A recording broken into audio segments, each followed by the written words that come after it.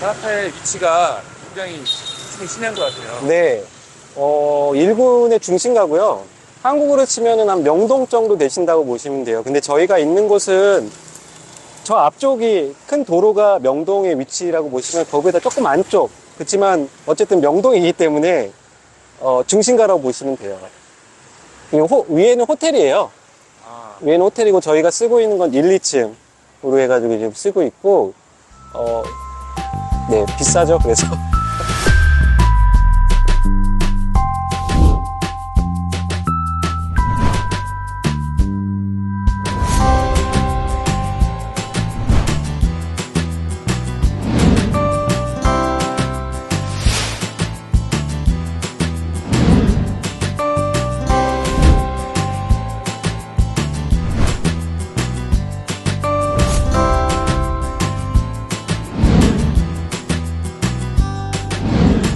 오렌지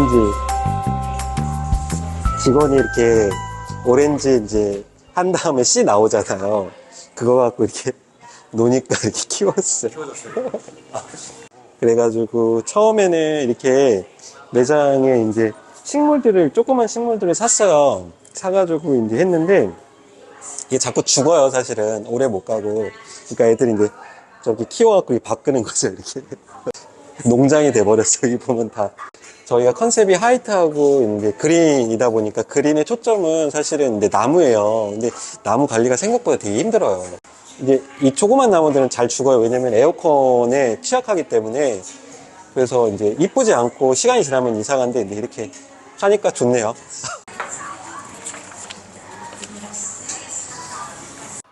매장에 체크리스트를 다 작성을 하는 거예요. 그래서 오픈 때 한 번, 저녁에 한 번 해서 이제 이상이 있는 게 없는지 청소, 기계, 기물 해가지고 직원들이 일일이 다 체크를 하죠.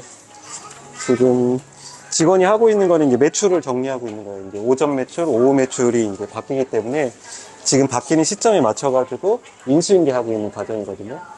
매장을 7시간 운영을 해가지고 저희 같이 이렇게 대규모로 들어가고 그다음에 서비스나 뭐 이런 브랜드로 하는 곳들은 그 돈이 그러니까 영업을 해서 임대료 내고 비용들이 나가야 되는데 비용을 내기에는 너무 힘든 구조였어요.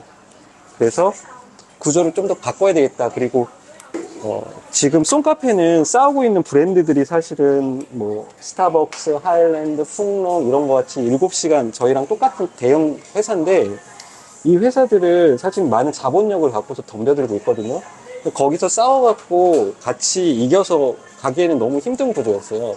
그래서 이제 틈새 시장을 노린 게 24시간 운영하는 새벽 1시, 2시에 손님이 오겠어?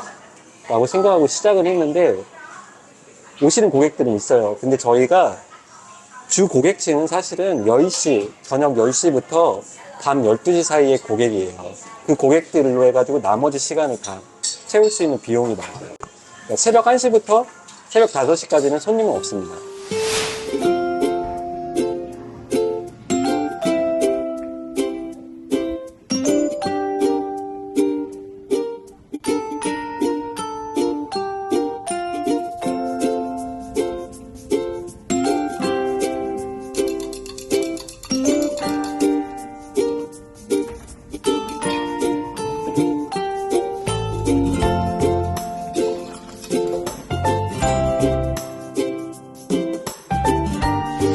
베트남에 살고 있는 학생들이 거의 이제 지방에서 이렇게 오거든요.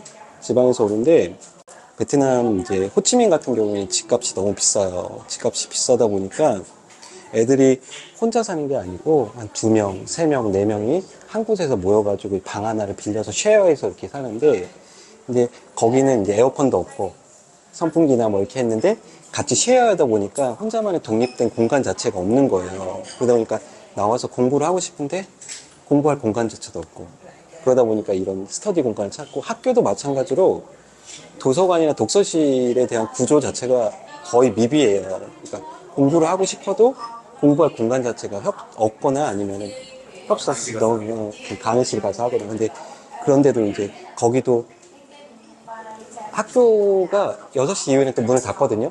문 닫으니까 이제 갈 데를 찾죠. 근데 집에 가면 애들이 있으니까 공부하는 집중도가 떨어지고 그러다 보니까 이렇게 개인적인, 그러니까 저희는 이제 학생들이 6시 이후에가 이제 매출이 상승하는, 손님들이 많이 오는 시간은 사실은 저녁 6시 이후라고 보시면 돼요. 그 전까지는 이렇게 이 정도의 모습을 보여주고.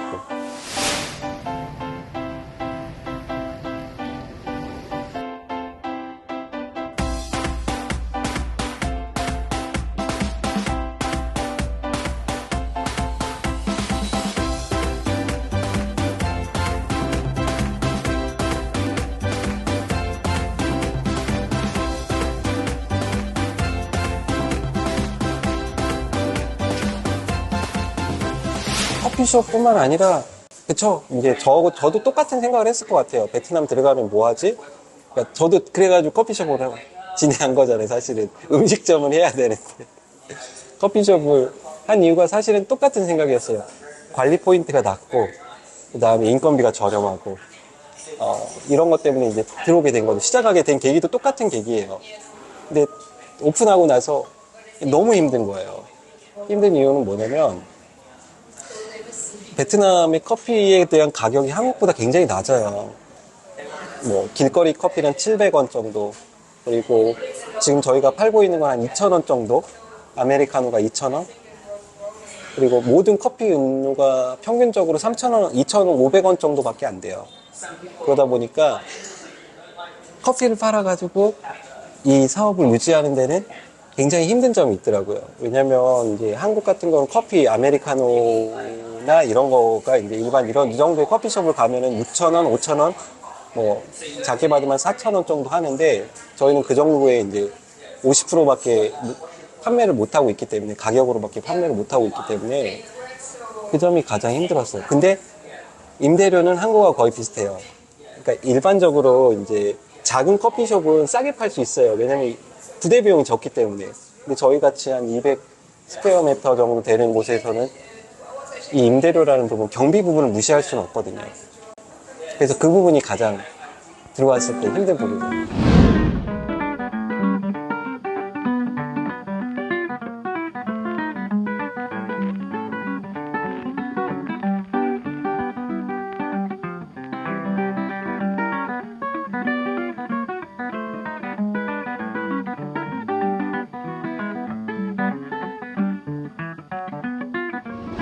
계획은 어쨌든 회사를 설립을 해서 경험을 쌓자고 한 게 첫 번째 목적이었어요. 나중에 레스토랑에 들어오더라도 그냥 레스토랑에 들어올 수는 없거든요. 들어와도 엄청난 이제 시행착오를 겪어야 되고, 그러다 보니까 커피라는 진입장벽이 낮은 데서 경험을 좀 해보자. 그게 좀 컸죠. 그래서 오픈을 했고, 그래서 이제 봤는데 여기에 대한 이제 제가 봤을 때는 비전이 보였고, 그래서 이제 3호점, 4호점까지 해서 이제 브랜드화 할 수 있을 정도로 이 커피 문화도 커피를 해서 해볼만 하겠다. 베트남에서.